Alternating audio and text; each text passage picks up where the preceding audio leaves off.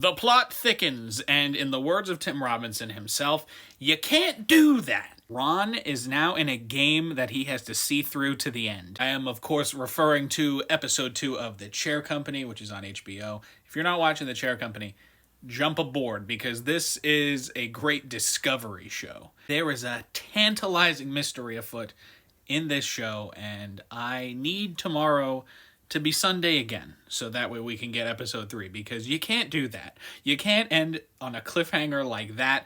In episode 2, I could see it being like halfway through the season, there being a crazy cliffhanger, but what we get at the end of this episode, I'll spoil it eventually, but just know, if you haven't watched episode 2 yet, leave a like, come back, and we can dissect this together, because we got to talk about this. Real quick, if you're not familiar with The Chair Company, it's about a man who has an embarrassing thing happen to him at work, and then when he goes into like looking into that, he stumbles upon a far-reaching conspiracy. If that is not enough to get you to watch this, I like to describe this show as what if True Detective was in the I Think You Should Leave universe. All right, here we go. You have been warned, throwing in some spoilers for this. Episode 2, we really find the paranoia hitting Ron. He is running down the block, and of course we see someone behind him, and we're also in that paranoia state, because we think, just like the end of the last episode, who's this going to be now? What has he stumbled onto? And it turns out, no one. Just another runner. That's fine.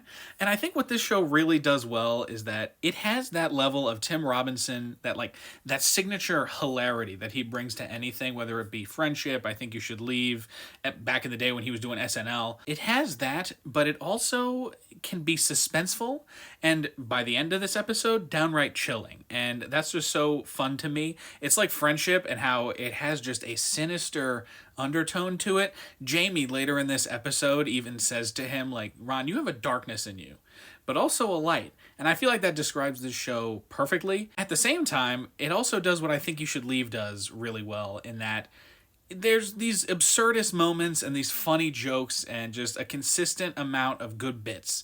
But at the very core of the show is this human element, this human emotion element. And you really see that at the end of the episode here. He has that great exchange with his daughter where he feels like he's actually helping her out. And it seems like they have a sweet relationship when he's doing like the monster thing and she's like pretending to be scared. And then immediately noticing on his son's backpack was the little plastic hat that he just randomly gave him earlier in the episode, which, by the way, just hilarious. When he opened that and it was just the plastic pieces after spending over $100 to get it to him that same day, just a great joke. And to have him knocking on the hat, saying there's no seams, it's just plastic, it's just straight up plastic, that was really good. But the fact that his son actually put that on his backpack, it's just a sweet little moment. And watching him just after he has freaked out in the car with Mike Santini, don't worry, we'll get to him, we'll talk about him. Right after he got out of the car and was like, I'm a good man, I have good things in my life, and he's thinking about his family, to see that and have everything in front of him. We have the stakes now for this show. I mean, you could argue that, like, yeah, he had these little moments with his family in the first episode, but I think what they're really trying to do with this episode is really show you that this is what's at stake for him. It was fine earlier because it was this thing that was low level and, you didn't know what he was going to find, and it could have been nothing, and he could get out at any time. But now, with this episode, Ron has crossed the boundary. He is now in a game that he has to see through to the end. And before we get to that big reveal in the final scene, that big cliffhanger, we got to back up a bit. Because this episode was primarily about the search for Mike Santini, or who we later find out is Mike Santini. Ron's got the shirt, he's got the pipe, and now he's just got to put it all together. And honestly, this is some of the funnier stuff in the episode. Anything involving Mike Santini had me dying. The part where he goes to Tremblay's and has this run-in with this guy behind the counter asking about the shirt and then inadvertently signing up for this membership thing, that was one of the best bits in the episode for me.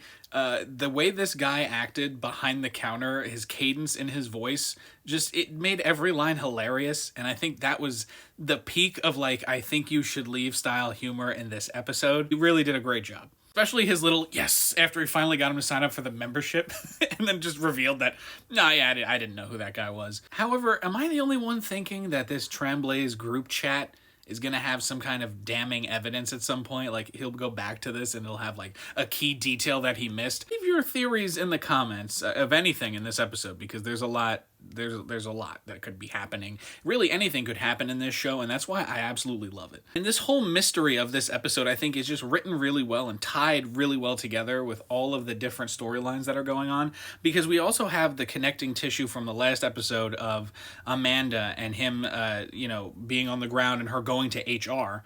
And so he has to watch that video, which then leads him to realizing that, oh wait, the dirt on the back of this shirt and the white dust, he was waiting for him. And then you find the container from Jan's cafe, which that scene was just hilarious. It's staged really well. It's got this great amount of chaos, and the editing in that really helps to just build the tension, because it's at this point where like you feel like Ron is about to lose it, but you don't know when.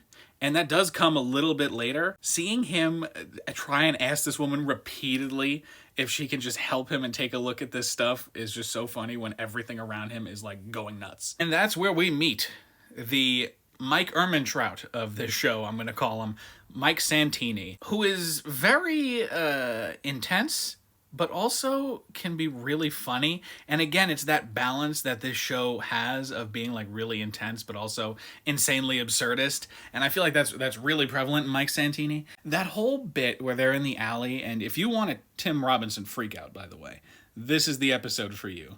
Him screaming.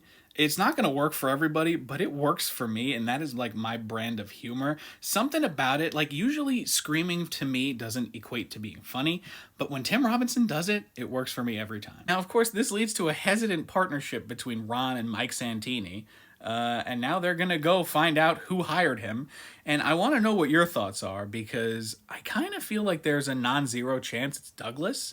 Based on the photo in the first episode of him like mean mugging Ron in that picture, and also the fact that there's something there. I don't buy that he was okay with being passed over for the promotion. Then again, maybe that's just there to make me think that, so I don't know who this Jim X is. If you have any ideas, leave them in the comments. I am so just intrigued by where this is going, and I feel like anything can happen at any time, and so the fact that him and Mike were on the way to this storage unit to meet with this Jim X, and that Mike brought something in a bag that is kind of dangerous is pretty interesting to me.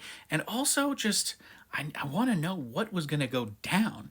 And the fact that he gets out of the car because he's chanting, "I'm a good man, I'm a good man," I think it adds something to his character. I feel like Ron is not like the normal Tim Robinson buffoon character.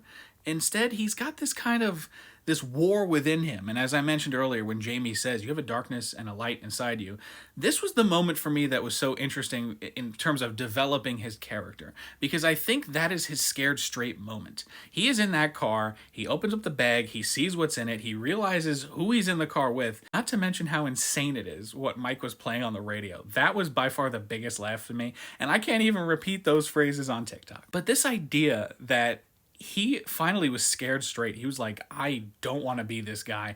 I don't want to pursue this. And I don't know what's going to happen if I continue to pursue this. And you get those flashes of him like thinking about his family, and that informs his decision. And so I feel like that's where we have set him on a path now. And so to see that final moment where he is now in a game that he has to see through because he went just too far to get out is very compelling to me, and it's got me locked in. And that cliffhanger is insane. Like I mentioned earlier, you get this great moment between him and his family, and him seeing that everything he loves in his life is right there in front of him. And I feel like he has that realization of like, man, I'm so glad I didn't pursue this whole chair thing. I'm glad I got out and snapped when I did. However, he's too far. He's too far, and he gets that text message, and the music distorts. And that's it, man. You see that photo of him in his house and then the closet door open. That's what I mean. This was chilling because, again, you think there's going to be some punchline. You don't know where it's going to go. And then they pull this like horror movie moment where he is being watched in his own house. I don't know where this next episode is going to go, but I cannot wait to watch it. If you are caught up on The Chair Company, as I've said, let me know what you think. Throw your theories in there. I saw someone say that they think it's time travel, perhaps. I don't know if I have all the evidence for that, but that's a really interesting theory. And if you're not watching The Chair Company and you made it all the way to the end of this video, respect for watching, but also like, I spoiled everything. You should discover this as we all are. In any case, if you made it all the way to the end of this video, thank you for watching, and I hope you enjoy this show as much as I do. Consider leaving a like if you enjoy this breakdown, this ramble, and make sure you follow, because we're doing this every Sunday. Every Sunday. I can't wait.